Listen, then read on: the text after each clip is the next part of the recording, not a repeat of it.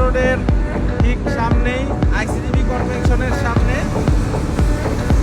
এখন বাজে রাতের 1টা প্রায়।